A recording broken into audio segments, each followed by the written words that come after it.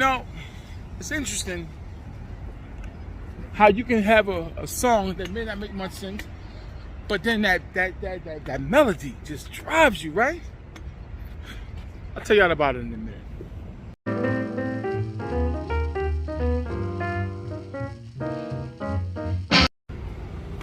All right, listen. One second. I was thinking that maybe I should change my intro, but then I said to myself, that's who I am.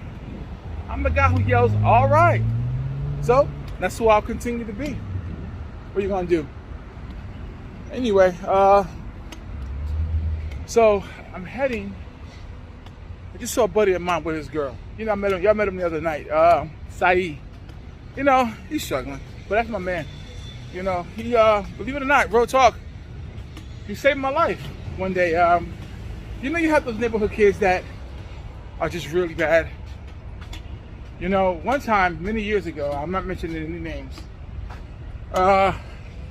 you know, you have certain people who have tendencies. I mean, granted, back then, they didn't have classifications.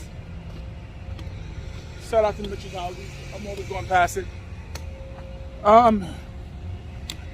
Yeah, other day I was in Millbrook, so shout out to them as well. Shout out to Marhabe, shout out to Patterson, shout out to Melrose, you know, areas. Shout out to Butler Houses, you know, Governor Morris. Those are areas I grew up in. St. Nicholas in Harlem, shout out to you guys. Shout out to Lincoln Houses. Shout out to Grant Tombs areas. You know, those are areas I grew up in. Family members, you know. Oh, let's not forget Colonial and Polo Ground. Shout out to you guys over there. Shout out to the Housing Authority. Shout out to the grounds crew. This is what I used to do. You know, a buddy of mine was supervisor of grounds. Yeah, I keep cutting it up, getting it done. So shout out to NYCHA. I'm retired now, but what are you gonna do? Love is love. Yeah, so yeah, you know, you have the neighborhood kids that you know, early days, young murderers and sociopaths. But back then, talking about in the late 80s, you know, early 90s, they didn't have diagnosis and classifications for those things at the time. So like, it's killing me. So yeah, so basically it would just be where you had the neighborhood people you had to be careful of. And so one day, I wasn't careful enough. And look at Cooley High. He in the corner chilling by the garbage can. I don't think he's doing too good. Let's clear it so we can get a close up. Hey, my man, you all right? You pregnant or something? About to drop something? Well, hope you be all right.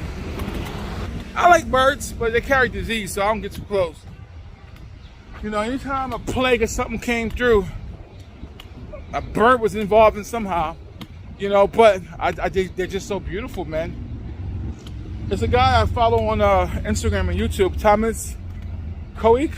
I can't pronounce the last name.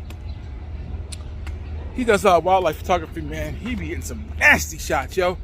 Like, I mean, the color just be ridiculous. Anyway, yeah, so my man Sai, one day I wasn't careful enough, and I tell you I was gonna tell the story, right?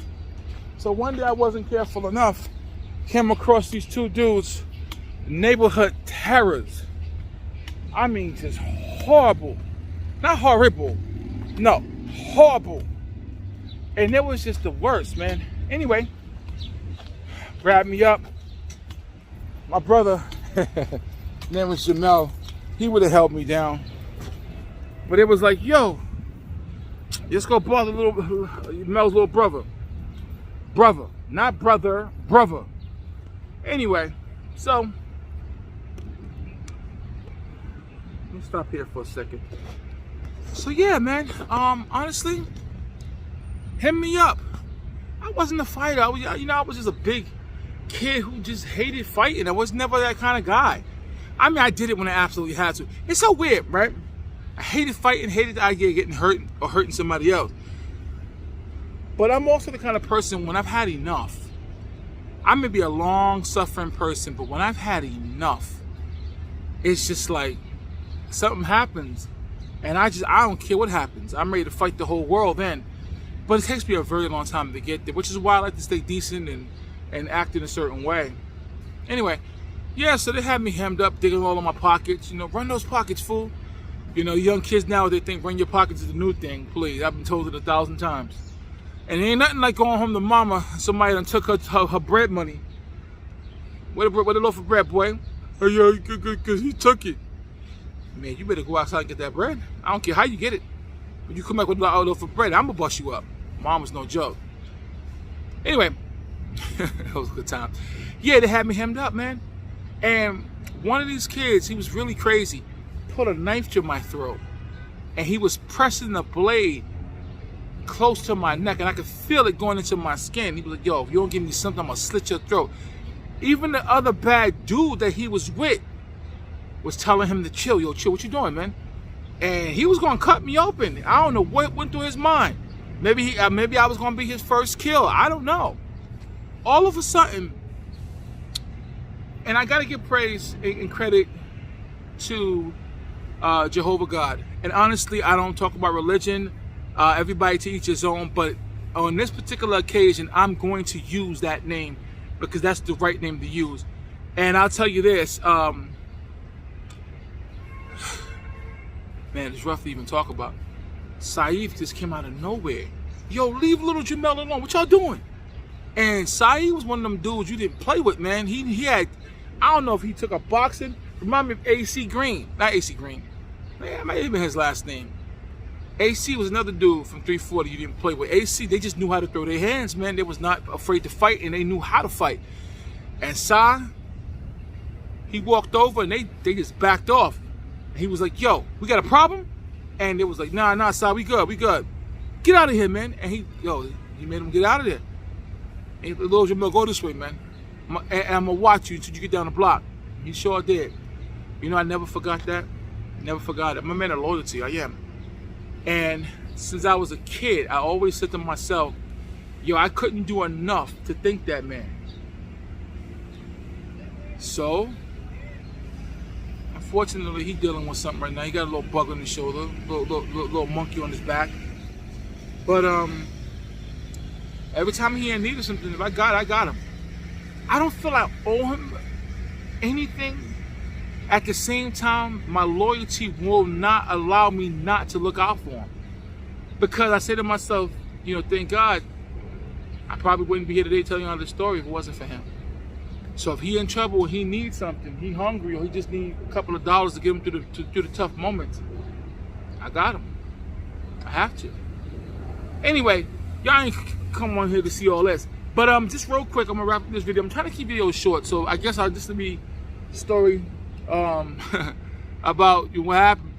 I'm taking some pictures today. Now, exactly what kind of pictures? I have no clue. Don't ask me. I don't know. But I am taking something. Right now, I'm just getting a little exercise in. The humidity is not as bad as it was yesterday, so I'm gonna take advantage of that. Anyway, people, y'all know what to do. Hopefully, y'all have some people like and subscribe to videos. Until that time, I'll keep talking. Y'all keep listening. Stay tuned.